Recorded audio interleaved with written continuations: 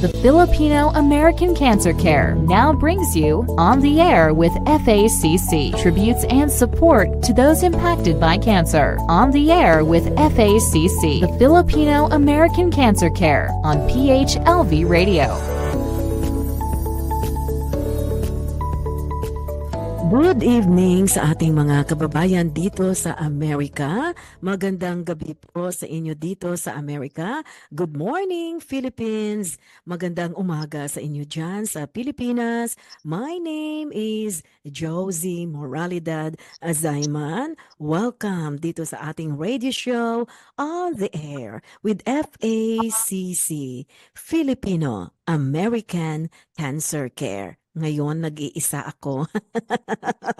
I'm all alone.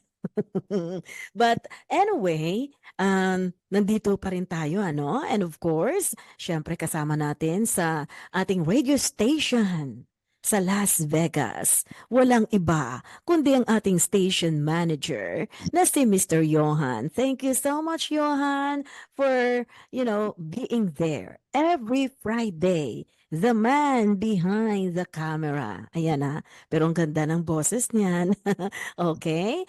And syempre, ngayong gabi, makakasama natin yung isa sa magiging model natin sa October 6 na event ng Filipino American Cancer Care. Can you believe we have so many models? But you know what? I always tell everyone, if you would like to launch your modeling career, I'm sorry to say this is not the place to be. But if you want to help the fight against cancer, and if you want to help our fundraising event, no? This is going to be on Sunday, October 6. 2024 at 3 o'clock in the afternoon. Siyempre, yung ating director and choreographer, walang iba, ang ating very talented, from MGI Entertainment, our beloved friend, Buboy Asuncion. Kasama yung kanyang mga crew, si Mark Tuazon, si Ate Christine Manning, and all others.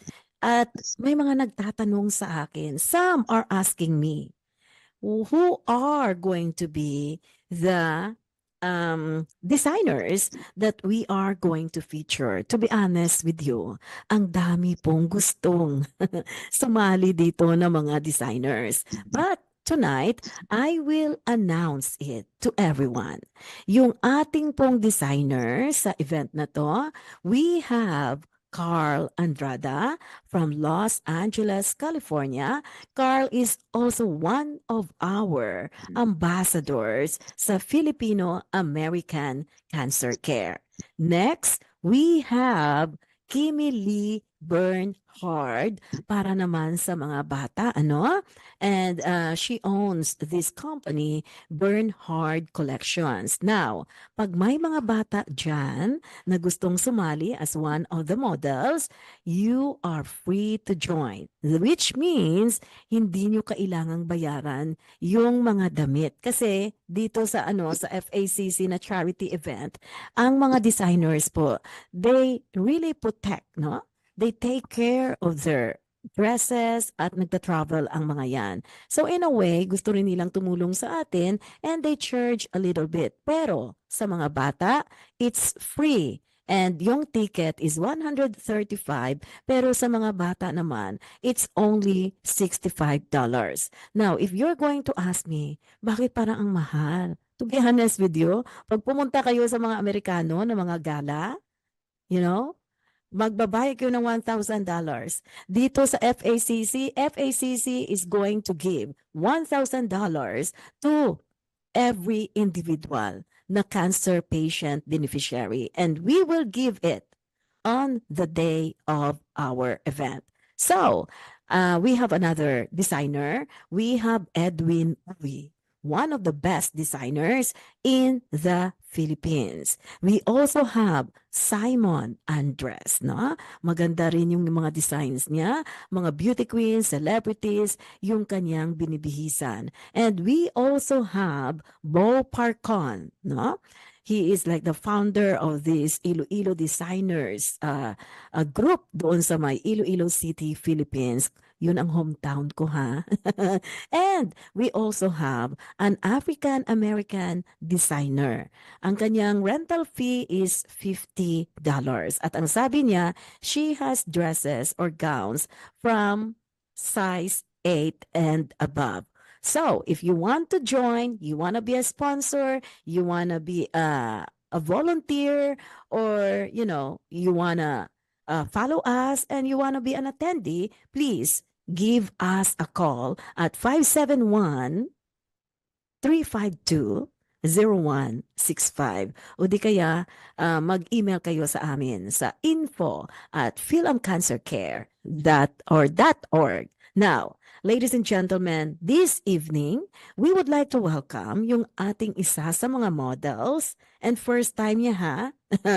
And she speaks the same language like me, but I think she was raised in General Santos City, or correct me if I'm wrong, in somewhere Sultan Kudarat in the Philippines. Coronadal, yeah. South Coronadal. And she is also a breast cancer survivor. Ladies and gentlemen, please welcome Sandra Fabria from Texas. Hi, Sandra. Hello, Josie. Good evening. Good morning to the Philippines. Yeah, I know. You are very comfortable to speak in Hiligaynon. Pwede man ang mo sila, i-greet mo lang sila sa sa aton yung lingwahe. Yung aga mo yung gabi sa tanan. Is this the first time, Sandra, na you've been interviewed or you are going to be interviewed on a radio show? There is always a first time, and this is it. Okay. So, tell us about your background and where do you live in Texas? So, only in Texas. So, my background is, of course, from South Cotabato. Migrated to Canada in 1998 and moved to U.S., Houston, Texas in 2011. So, we live here since. My roots have, like the place. My kids are here, except the one in Canada. I have grandkids, so yeah, it's pretty nice weather, and like in Canada, it's always different, cold. So yeah, which part of Canada na tumira ka? Saang parte ng Canada? Which province? I live in the hustle bustle of the city, which is Toronto. Oh, okay. Niagara, yeah. So what motivated you to move from Canada to, United States? It's probably the weather and also the opportunity. I work in the IT field. So I learned that there's a lot of IT jobs here too. So yeah, and also like at the time, it's my husband has an opportunity for us to bring here, so we're good. Yeah. But what was your background in the Philippines before moving to Canada and US? I'm a civil engineer. I work in National Irrigation Administration back home. NIA. Yes, and for more than 13 years. And I did not use the degree here because I always have a passion for computers. So I studied. When I moved to Canada, I studied in school to gain my Canadian education that I used to progress my career. Yeah. How would you describe your life now here in the US? My life here in the US, I would say is better because it's very slow pace, easy. The city that I've been in, Texas, is kind of similar to the Philippines, knowing the weather. It's not cold. I like it here though. Sometimes it's so hot, similar to the Philippines too. Sometimes it's super hot, so it's Mm-hmm. kind of I'm acclimatized here, and I like Mm-hmm. it. Yeah. What was it like for you nang una kang dumating sa Canada at dito sa And US? at the U.S., I've been, I think, in some of the cities that I've been to New York, California. Texas is pretty much. I like the way it's not so fast, because in Toronto life is so fast, always Mm-hmm. Mm-hmm. running to the subway, to the trains, and here it's okay. I like it. Okay. Now let's talk about your cancer journey. Okay. Mhm. What type of cancer were you diagnosed with, and when did you receive your prognosis? So if when I was in Canada, I always regularly do mammogram after 40. So when I was there's nothing that they found in me. Everything is fine. It's Mm-hmm. just normal fibroids. What do you call it? Oh, Um, fibroids? those normal. Those like the marble thingy that they feel in you. It's just normal. Mga It's cysts or lumps? cyst. I should say. So I'm confident that there is really nothing serious. So when I went here, I don't know, like they have this 3D mammogram. Before I used to do the Mm-hmm. 2D. So 3D, Wait 3D a mammogram. minute. In Canada, you did that mammogram, Yes, and they I did did not find anything. nothing. Just the Uh-huh. cyst, which is they normally say it's benign. Mm-hmm. So okay, You that's know, fine. that's the thing about it, because when I had my thing, to be honest with you, some people are saying, they were like gossiping. Oh, Josie doesn't have. She did not have any cancer. How I wish, you know what I'm saying? But my thing is that when I came here, I'm sorry, Sandra, when I arrived in the United States in 2002 as a journalist, I came here as a journalist. And then after like probably like after a month, I had this obsessed infection on my left breast. And wala akong pera, wala akong insurance. I'm just trying to settle myself here. Wala talaga. And then I was in so much pain. And pumunta ako sa isang Indian na doctor. At nagmakaawa ako na sabi ko, can you please check me? Tapos sabi niya, there is a lump in your breast, no? Kailangang maano ka, breast exam at magkaroon ka ng mammogram. And then on the day of on the day that I'm going to get the mammogram, I decided not to come. Bumalik ako sa kanya. Kasi natatakot ako dahil sabi nila, it's very painful, like this and like that, which is true. But, sinabi niya pumunta ako sa isang breast, ano ba yun, specialist na doctor. At yun na nga. And I don't have money. Sabi ng doctor, we have to drain it. We have to, get you to the hospital. Pero sabi ko, I don't have money. Sabi niya, then, do you think you would be able to, kaya mong i-manage yung pain na walang anesthesia? And I said, yeah, why not? So he did that draining in his clinic. And nakailang beses ako nang pabalik-balik. And on the day na tapos na, sabi ko, how much do I owe you? Sabi niya, $75, no? But after that, and then I decided na magpa-mammogram na rin. And every time I do that mammogram, sabi ng mga doctors, benign, benign, benign. Hindi pala dapat maging kampante tayo sa benign. And then I turned 45, I have calcification, which is a calcium deposit, no? So, I found out, yun pala, hindi ka dapat makontento sa sinasabing benign kasi sabi nila benign. Pero hindi ibig sabihin yun na okay na ang lahat. That's why you need to follow up. So, yun ang nangyari sa'yo. Yes, Katulad rin ito. yes. I would correct when I said fibroids. Fibrocystic. That's the term that. Oh, fibrocystic. Kasi yung fibroids, sa tiyan. Yes, I know. Yeah, I'm just getting. It's been a long time, so I'm kind of confused with the medical terms. But they say, oh, it's fibrocystic, so it's the cyst kind of Mhm. thing. So that anong we year to? Anong year? that was in so my mammogram when I was in 40s started, and then every 2 years, and then in 2016, there is this new 3D colored mammogram, Yes, maganda talaga yan. and then here in the US, I was able to get that kind of mammogram, and then they told me, I think you need to go to this additional test. So, and that is the biopsy. So I had my biopsy in sometime in November, and then they 2016. 2016, and then Mm-hmm. they said that there is something that they found out, and then I have to see an oncologist and all those sort of, kinds of protocols and doctor treatments and all that.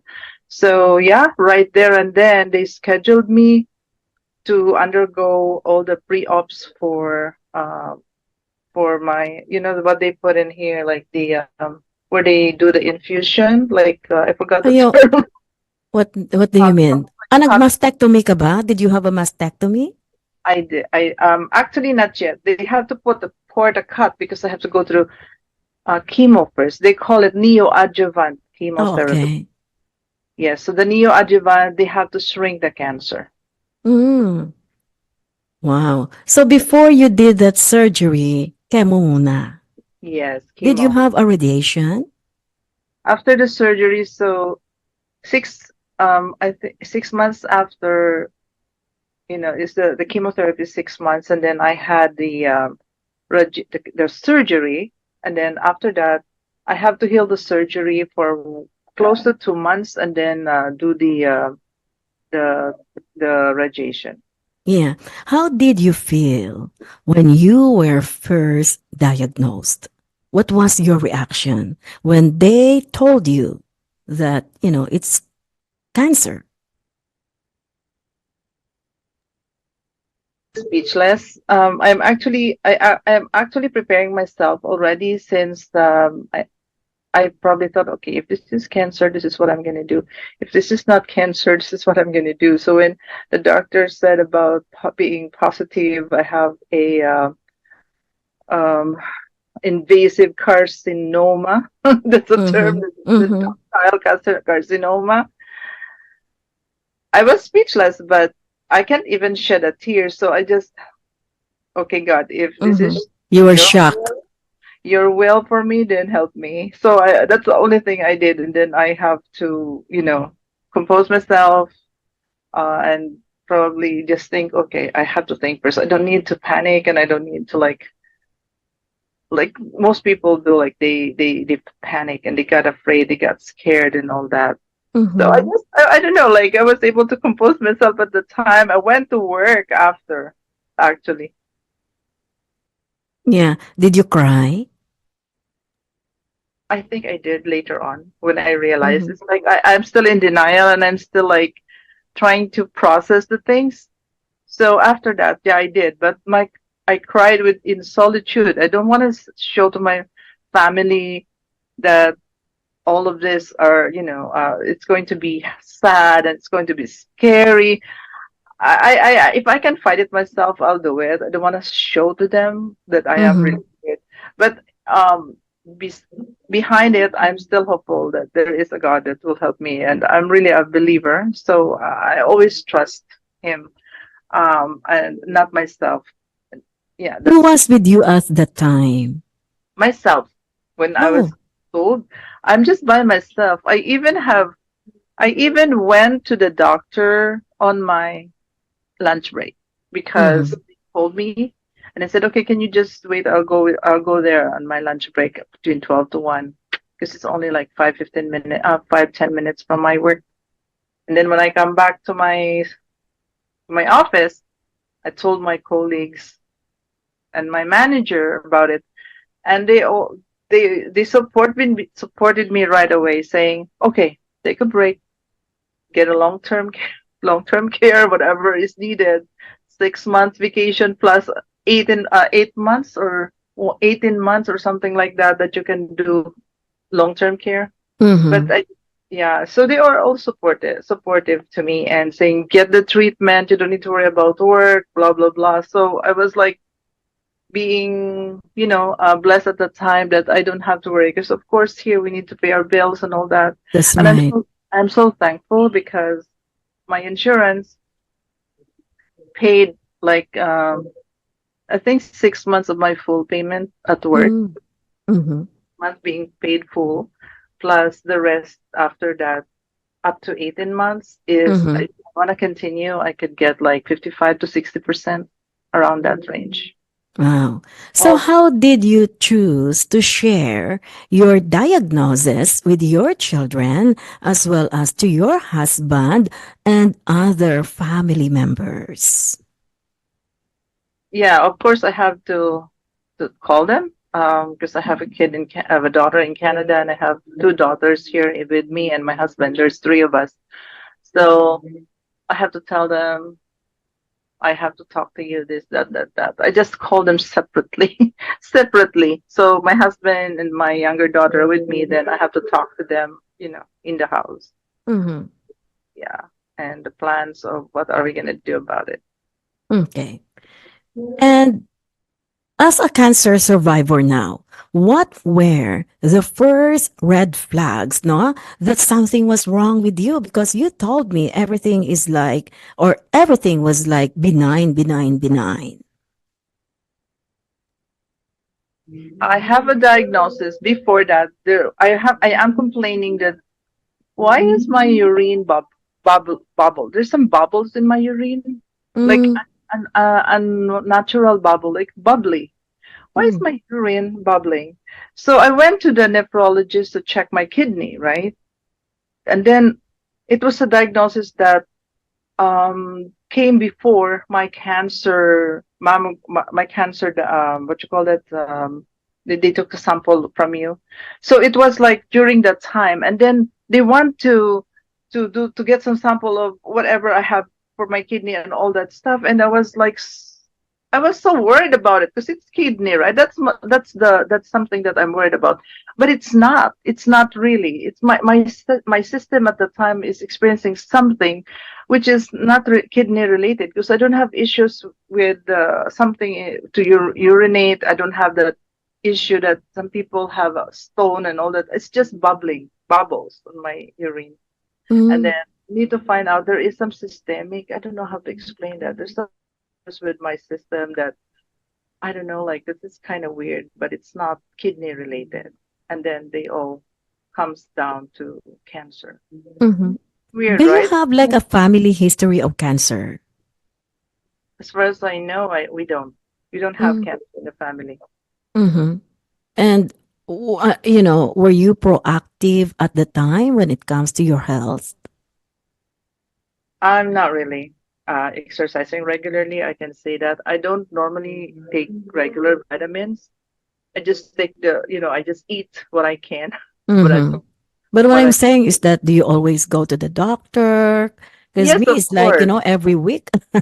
Oh no, no, yeah. Well, of course, the mammogram and Mm-hmm. the regular, Annual checkup. yeah, check up every 6 months even. But the mammogram and that's the only thing that is treating diagnosing your cancer. But the rest is for other physical because I have high blood pressure at the time, Mm-hmm. so I'm just kind of going into the treatment.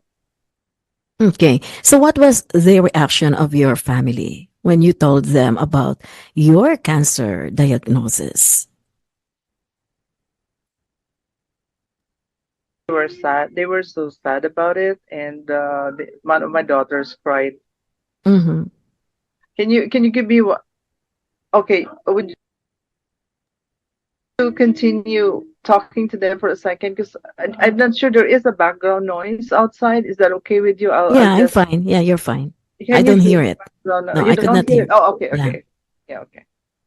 Yeah. So they were not so happy about it. My daughter cried and mommy. So I'm also thinking I have like how old is my daughter at the time? 10, 11, 11 or 12, my youngest daughter. Mm-hmm. How many kids do you have, by the way? I have three girls. Oh, three girls. Yes, three girls. So the oldest is on her 30s. When Mm-hmm. she's married, Then the second is also married, and the youngest, after 16 years, there's a gap between the second and the third, the Mm. youngest, like 16. Mhm. So she's with us right now, and she lived with us, and she's still in college, and she's still like no, I think just in middle school at the time, and Mhm. I'm so worried about her because she's still young. Mhm. Sandra, do you remember a specific moment when you were hit by this realization that, you know what, this is cancer? Or did you have that feeling that, oh my gosh, I'm so scared? Or I did you think ever feel like, did you ever experience that sort of anxiety and depression? I think I felt it during the treatment, but not before. Mm-hmm. Because before um when I was not treated yet with chemotherapy, everything is normal. I just keep praying. I relied everything to God. But during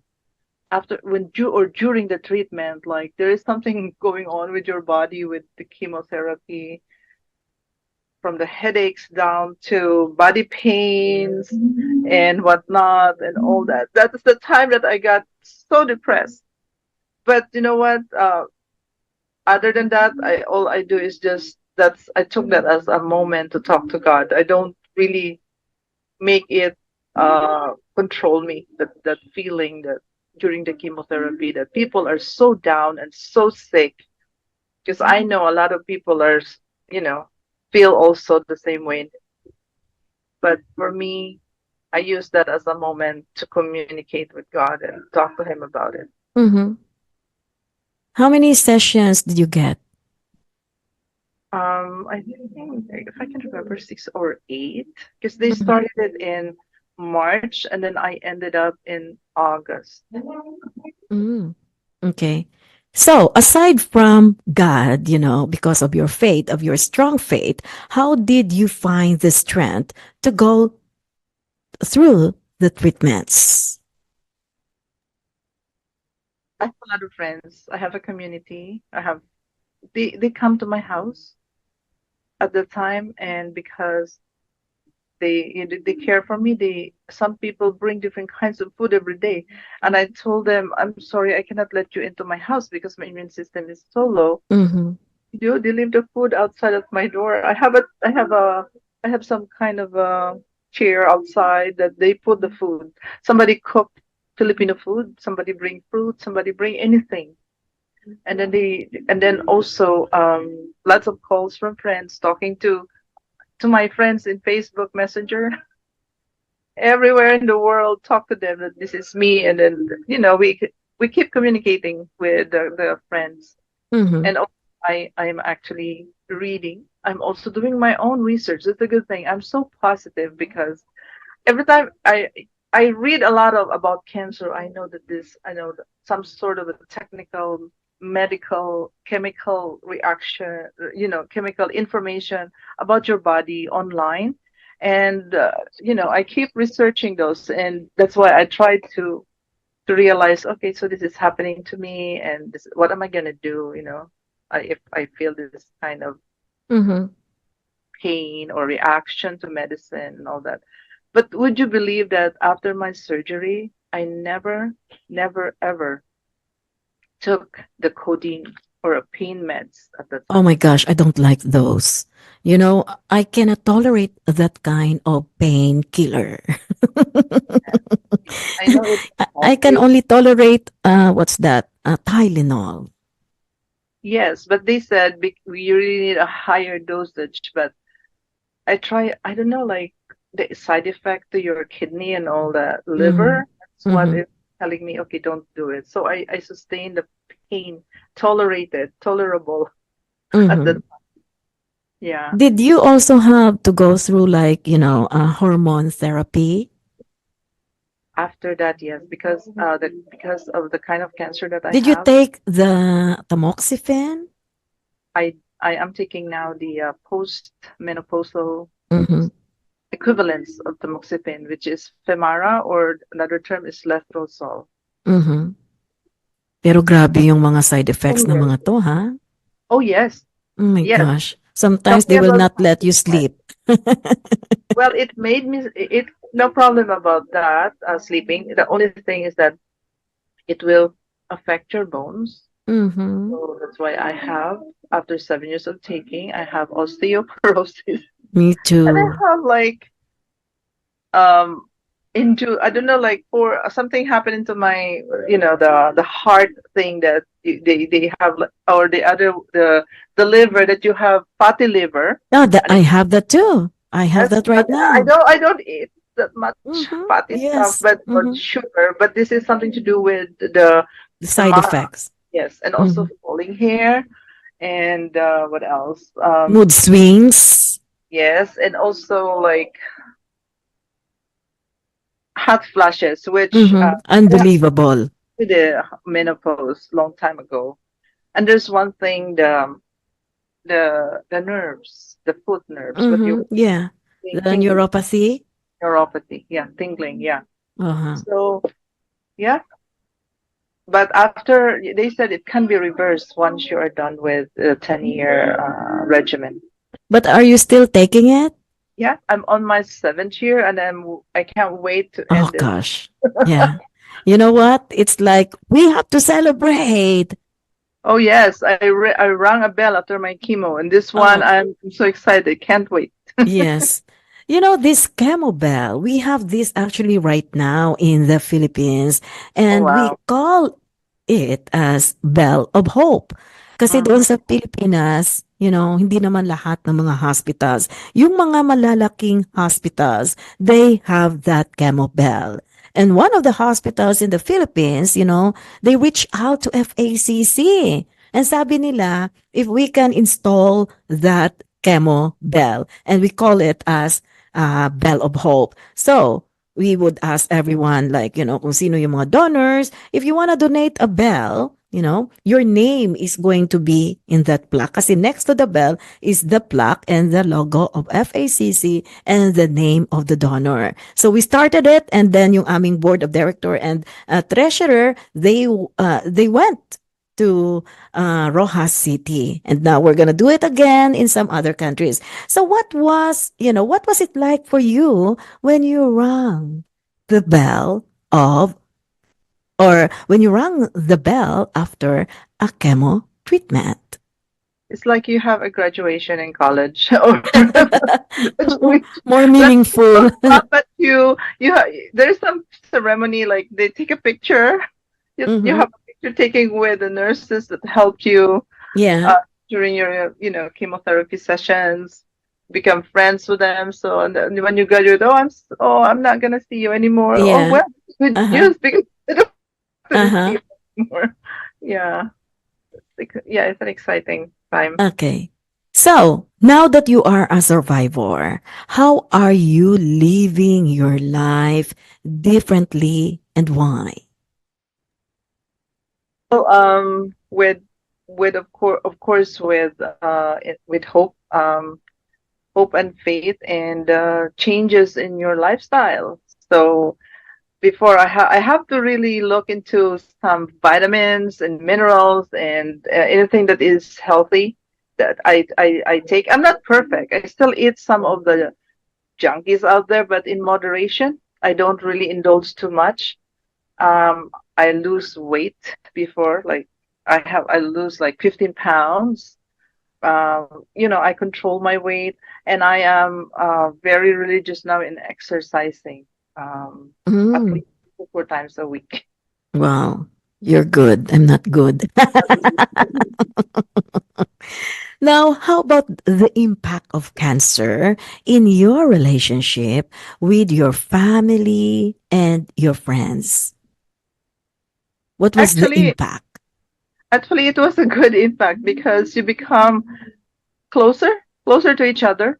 Mm-hmm. You take life as if this is your last day today, so you don't really want to do you don't really want to hurt each other. You avoid that kind of situation. Yeah. That's why we have family bonding at times, on Fridays and some other days. So we take that opportunity to be closer to each other. Life is short.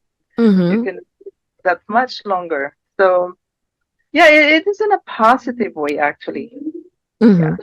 Did you join any support groups?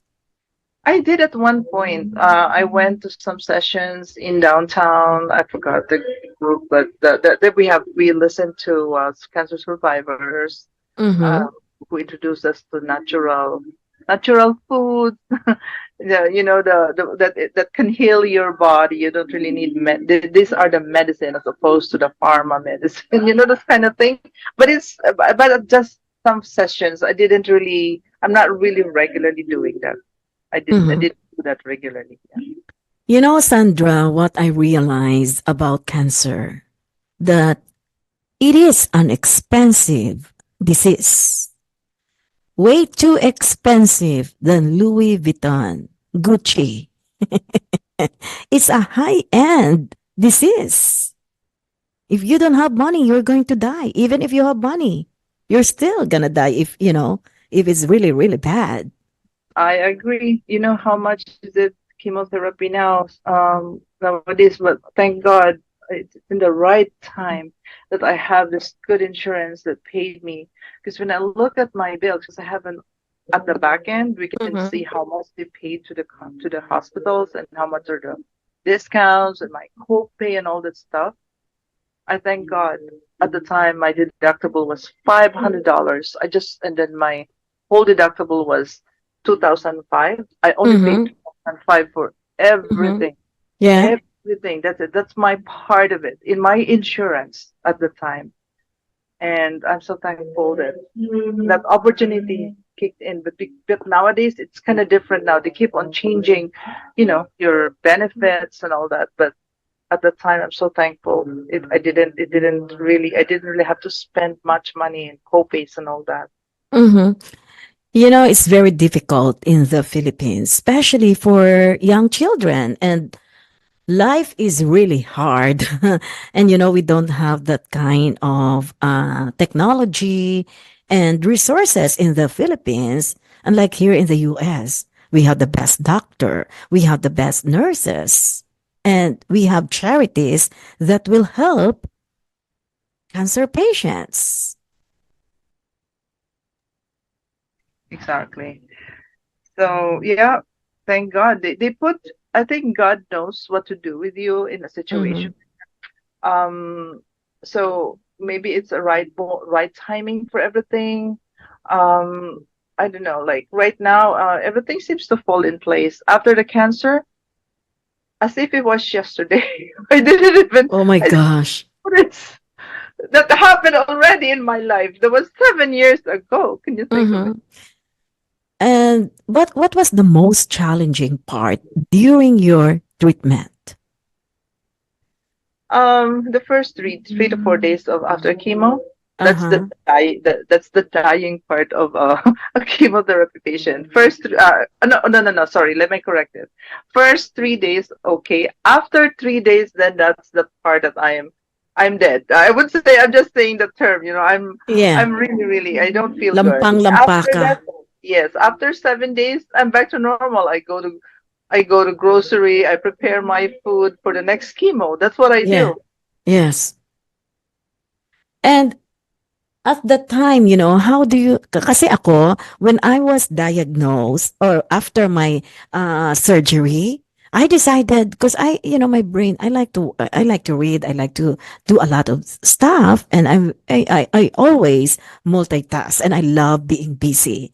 And so what I did, I decided to compile the articles, the write-ups I written on the newspaper, because I used to write for a newspaper here. And that's why I was able to come up with a book na mga stories ng mga Filipino sa United States. And that was also the reason, I was motivated to create a nonprofit organization because of that book, because I decided to give it to the cancer kids in the Philippines, especially in Iloilo. How about you? What did you do during those times na, you're in the house, you're having treatments, and you want to do something?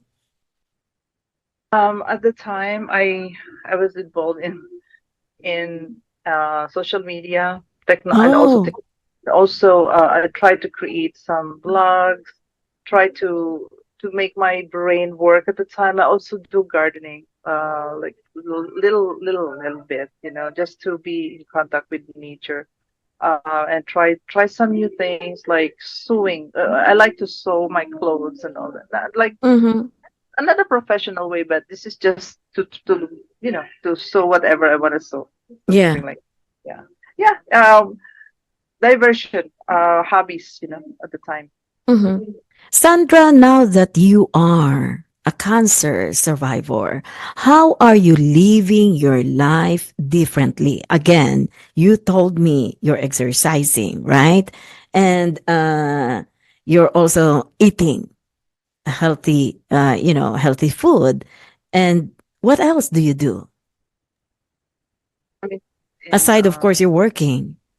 yes, so I'm trying to increase my not increase, but I'm trying to keep my faith stronger in God and being close to Him. I'm involved in a community group like Bible study. I have ministered to other people, other friends outside of the U.S. I have a group also that we do Bible study, non-U.S. People here in the U.S. We do that too. Um, I'm trying to be closer to God. That's what I do. I'm so happy about it. I'm so happy if I post some verses in the Bible online and trying to do some blogs online. Anything to do with in harmony with God and walking with Him. I learned those, and it makes me happy. There's nothing else that can replace that in me. Um, my faith in God becomes stronger. Mm-hmm. Was there a time that, during the treatments, were you thinking about death? Oh yes, I even said I even like pray to God. It's not about healing. I pray to Him. Some people pray, Lord, heal me, Lord, please help heal me with my disease. For me, I even pray to Him, Lord, if you really want to take me, be with you, take me in paradise, take me in heaven. But if you still want me to serve you, you can use me in any way. You let me live. Whatever you will for me, so be it. But I just want to be with you if you want to take me. Mm-hmm. That's my prayer. Not Mm-hmm. about my healing, but what is His will. Mm-hmm. His will be done. And His will, I'm still alive after 7 years. So Mm-hmm. what His will after this, I can't complain. I'm still thankful to Him. Mm-hmm. So, what did others close to you do for you that really made a difference? Of course, friends, right? I have some good friends, positive friends. Um, uh, Community still, and my Mm-hmm. family, of course, yeah. So they were very supportive with me, and I don't really have that much outreach somewhere outside, but Mm-hmm. just within the locality, like my family, the church, and Mm-hmm. friends. The faith in God is really, that's something that is your weapon against Yeah, cancer. But definitely. was there a time or did you ever think that you will lose the battle? Kasi kahit sabihin mo pa, oh, I am stage 2, I am stage 1, I am stage 3 or 4. Think about it. It's cancer. There is no treatment. Actually, There is a cancer treatment, but there is no cure. yes, and cancer is, I heard, very treacherous. It could cure you now, it could come back soon. Who knows, right? It is metastatic. You could have Mm-hmm. healing here, and then later on, you develop something in the other parts of your body. But I don't really think about that now, as if, I don't know, maybe my mindset has been changed because I believe that God may have changed my mindset not to That's right. worry. Mm-hmm. Yeah. Yeah. Mm-hmm. Just like you, I used to worry a lot. No? Mm-hmm. Every little thing. Because I have that fear of flying. That's why it took me like 21 years to go back in the Philippines. And I think all of us, we all have that anxiety, di ba? Because we're only humans.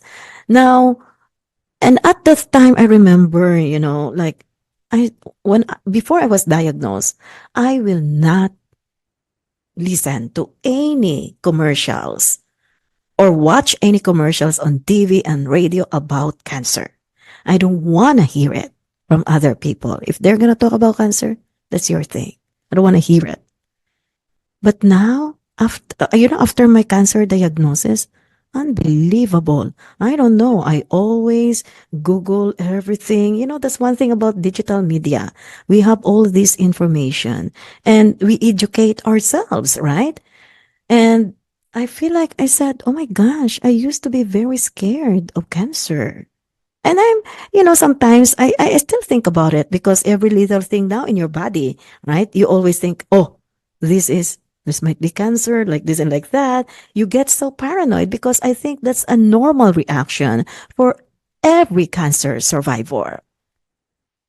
And I feel like now I live my life with cancer, breakfast cancer, lunch cancer, midnight snack cancer, dinner cancer, because of this Filipino American Cancer Care. And I am absorbing all these stories from other people about cancer. In your case, I am so glad. I think there is a reason why I was introduced to you by a common friend, Lucita Talana Soter, because I know her, she is very caring. As a friend, she told me how she took care of her friend there in Texas. Actually, me and Lucy are we go to the same church together, and she had been introducing this to me since last year. But sometimes you have different priorities. I have not been able to look into ACC before. She just said about the walk for cancer, but at the time, I think I was so indulged with so many other things. But you know what? I'm so thankful also that I am involved in here, and I could maybe God's purpose. He can use me, or to further His kingdom through here, through the FACC, and to share that there is always hope. Yeah, we cannot just rely on what we think. There is a God who thinks more about what is good for us, what is better for us as human beings. Yeah, and Sandra, that's what I always tell everyone. We have a good life here. Okay, it's not as bad as in the Philippines, di ba? And I said, if this organization is not about dancing. It's not about kantahan tayo, magkainan tayo. It's really about making a difference in the lives of those affected by cancer. Kaya nga sabi ko sa iba, matira ang matibay sa organisasyon na to. Kasi hindi to madali eh. We are fighting for the life and time of a person on this earth. So, for you, Sandra, what three things, para sa'yo, what three things would you tell a person who just yesterday learned of their cancer diagnosis? Okay, first thing is you have to pray. You have to pray, and then accept the reality. It's real, cancer is real. You cannot deny that. And then you pray, you accept it, and then you have to seek help. Seek help from the community, because you cannot do it by yourself alone. So God will help you spiritually, strengthen you, and comfort you. And then you have to accept that, hey, I am in here right now, in this battle right now. And then you have to expand horizontally to your community. So it's like a triangle: God, you, and the community. You can do it. So it involves also your doctors, your friends, and all the rest can help you in your battle. Yeah. How about yung mga babae, some women and even men, they're so afraid to get that cancer screening. And especially Filipinos, minsan, matigas ang ulo. We have this free cancer screening sa FACC. Well, they have that stigma that they don't want to know what's going on in their body. I don't know if it is because of our culture. It's I don't know too, but sometimes it's the influence and it's what other people say. You just listen to them. For me, I don't really have that kind of up, shall I? It's you're not willing to do it. I face it like it, you have to face it. That's also one thing. You have to be courageous too, to face everything. Don't rely on other people's opinion. Because some people, Mm-hmm. oh, no, don't go there because this, that, or my friend is what this is what my friend did. Sometimes they don't do chemotherapy. They just wanted to do it like natural. Yes. Can't do that. Alternative medicine. Okay, let me share to you. I have a friend who has also a cancer, and she just had one chemo and stopped because she cannot bear the pain and the side effects. She's Mm-hmm. dying for the side effects. No, don't do that. Your side effects are temporary, but you will die if you don't treat continue your chemotherapy. You have to continue that. You only did it for one time. O Mm-hmm. sa ilonggo pa daw ginaitik mo lang ang bacteria Yeah. after like the antibiotic, and then you stop it, they will come back to you and then do revenge. They will really attack you back if you don't kill them again. Mm-hmm. That's what chemotherapy does. Mm-hmm. So what happened to her? I'm still working on convincing her. She's still with us, and I'm praying to God that her mind is changed. But looks like she Mm-hmm. doesn't want to do it. Mm-hmm. Kill all the cancer. Your body will, of course, your body, your good cells, bad cells will die. We know that. That's a fact. But after that, our body is also a healer on its own. What I did is I rebooted my body. I juice all the juicing, anti-cancer juicing food. You know what I mean, right? Like the Mm-hmm. carrot and all Mm-hmm. the anti whatever immune system booster. Our body rebooted back to normal. You just have to eat healthy again and feed yourself with good food. It will come back after the. Yeah. Yeah.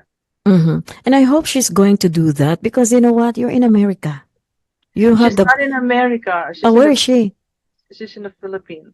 Oh, that's the thing about the Philippines because they have nobody to turn to. It's very expensive.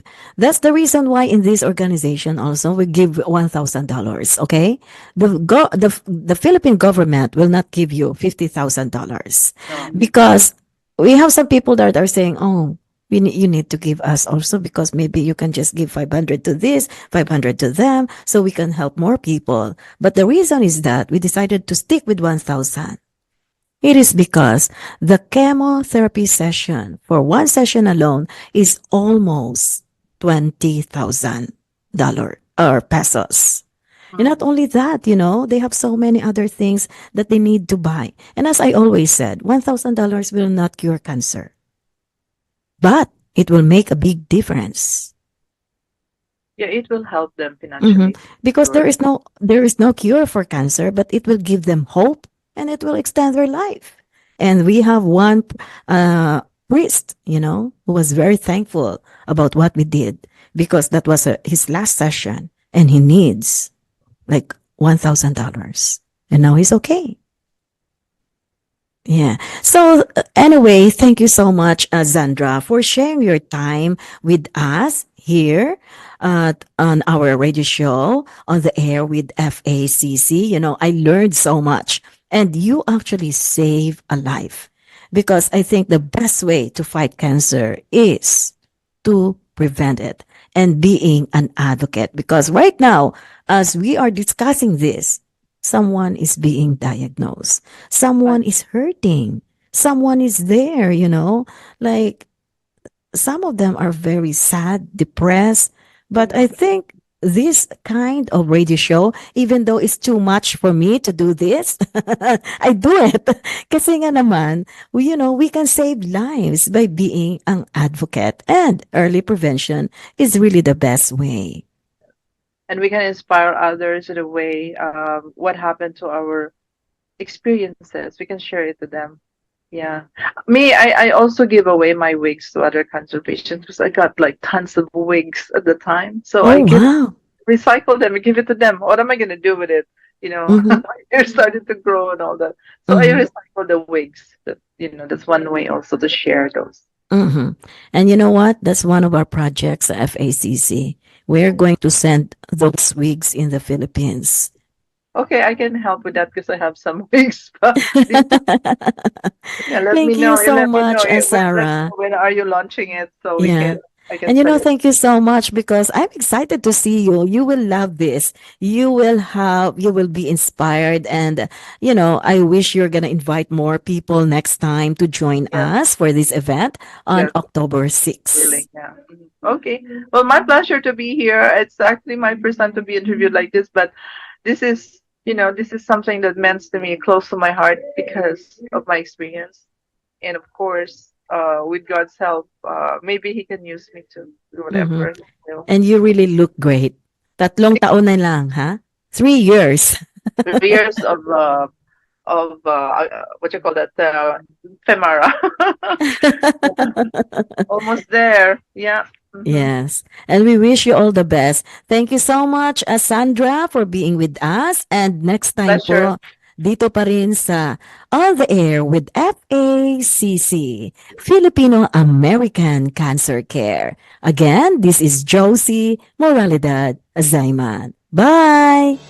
The Filipino American Cancer Care has just brought you On the Air with FACC, tributes and support to those impacted by cancer. On the Air with FACC, the Filipino American Cancer Care on PHLV Radio.